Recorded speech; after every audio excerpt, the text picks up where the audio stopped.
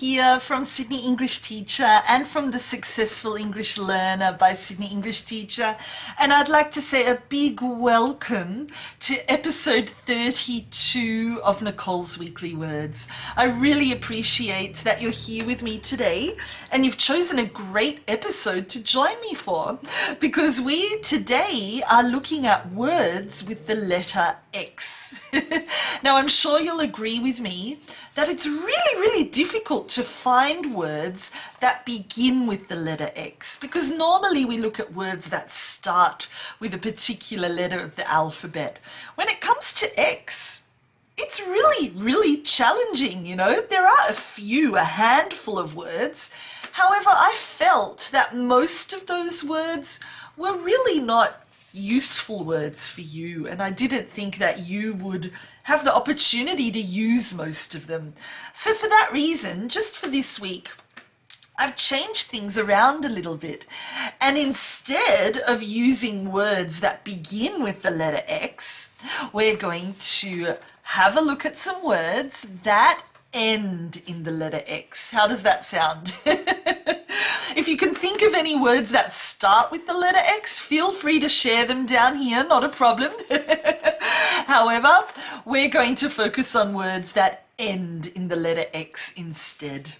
So today I've chosen COAX, ANTICLIMAX, CHATTERBOX, CRUX, and ANNEX. Are you ready? The first word I've got is the word coax. Coax. Can you say that? Coax. That's right.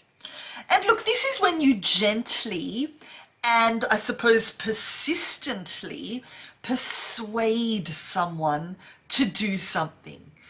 So you're really gentle and careful in trying to convince them to do something that they probably don't want to do or that they're a little bit afraid of.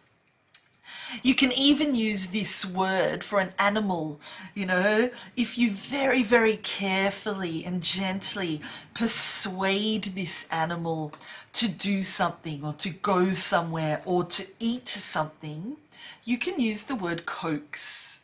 So yeah, it's basically to persuade or convince in a very kind and gentle manner to do something, to go somewhere, to listen to you, I suppose. And you're being very patient with them throughout the whole process. That's coax. Let's have a look at some examples. She had to coax her very reluctant son into the swimming pool. He was clearly afraid of the water. Number 2, we will never be able to coax her into changing her mind. She's clearly holding on to her decision.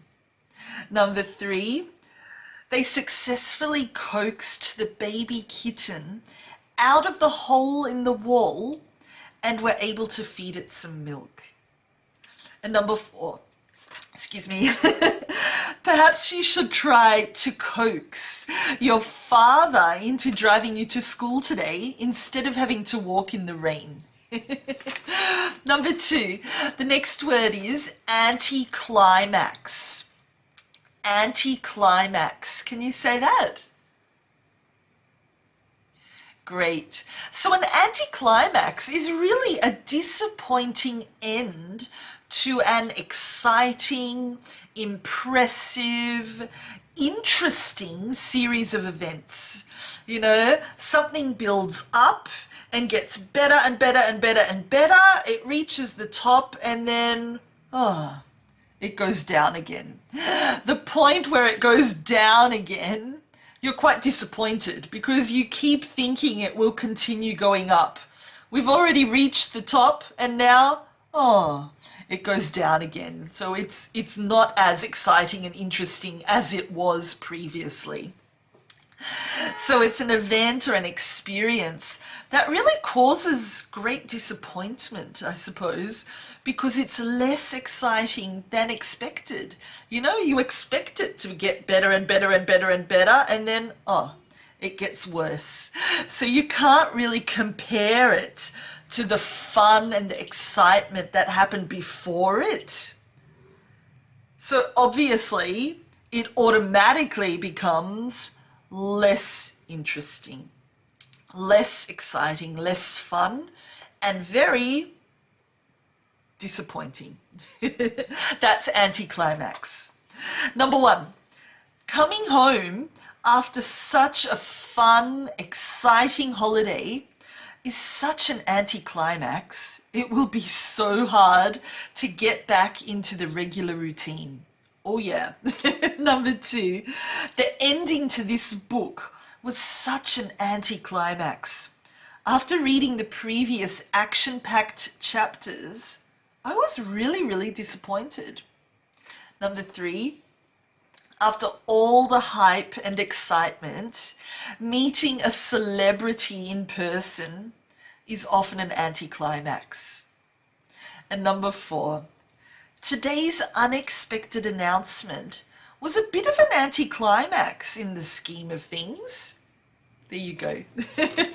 Let's move on to the next word, and I've chosen the word chatterbox. Can you say that?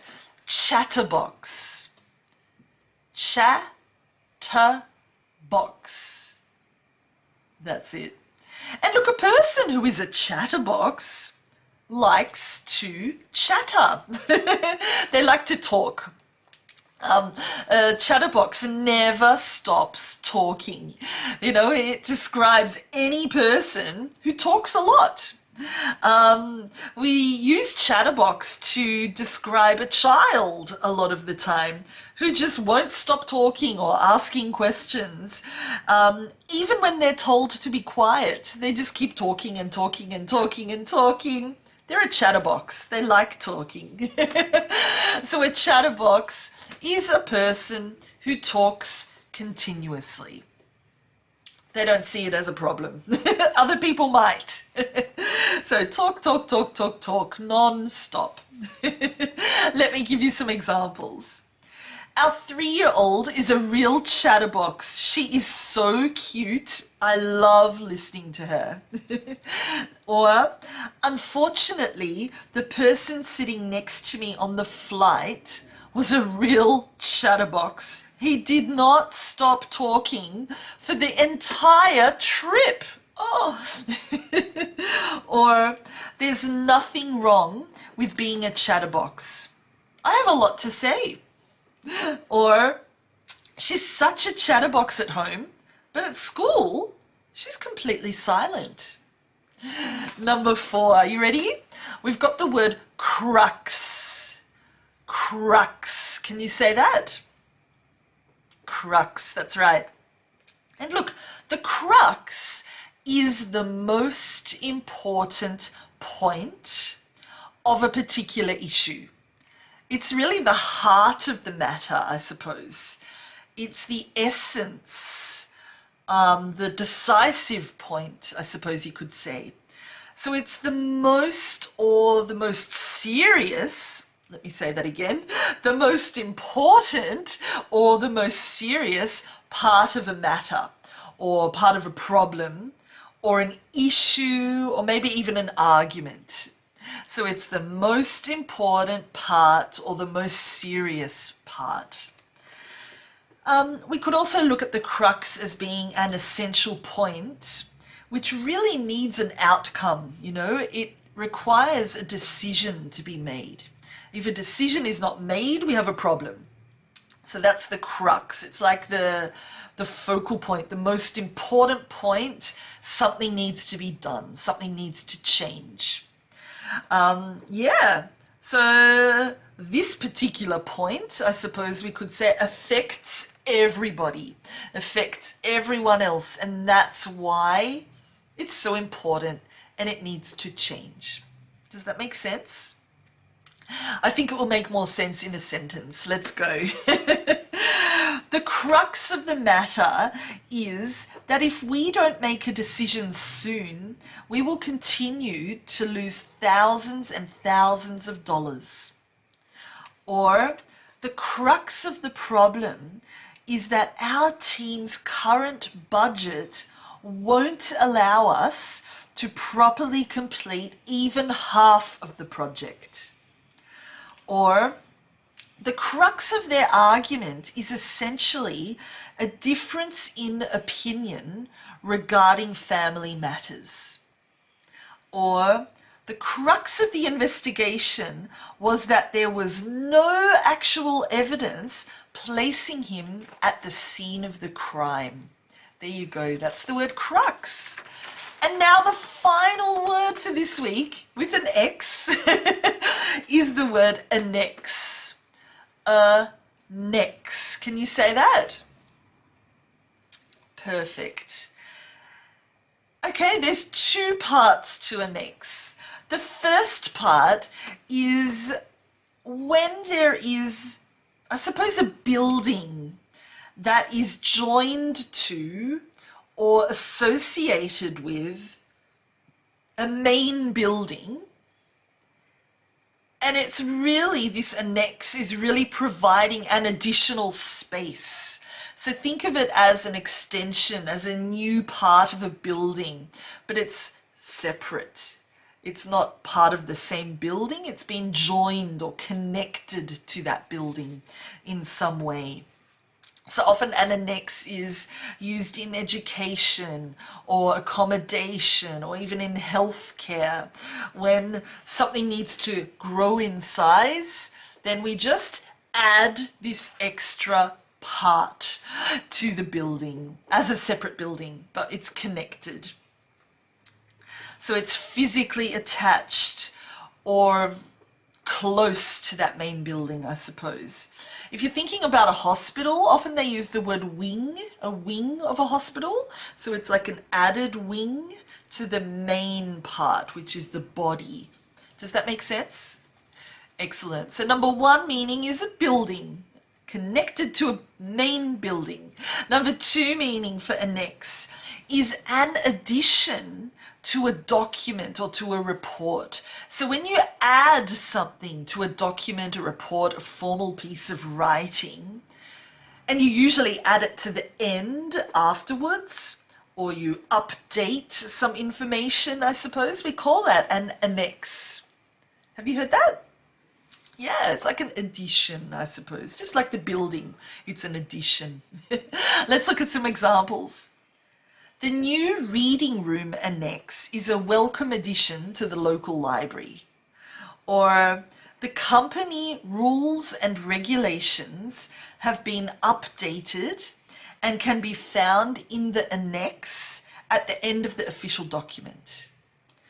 Or a detailed list of inclusions has been provided in ANNEX 2.1 of the agreement.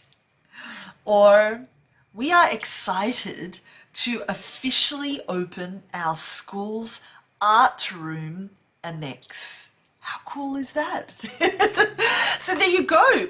The words that have an X in them, the words that end in an X. Did you enjoy that? I hope so. The words we chose for this week were COAX, ANTICLIMAX, CHATTERBOX, CRUX, and ANNEX. I hope you really enjoyed learning them. I hope that you make the time and the effort to actually use them this week. Do go and visit the Facebook group and download this week's worksheet to help you learn and practice all of these words. And do come back again next week because we'll be looking at another letter of the alphabet. What comes after X? Y, that's right. We'll be looking at 5 words that begin with the letter Y. I hope that you can join me then. Have a wonderful week and enjoy using all of these wonderful words that end in X. Thanks everyone. Bye.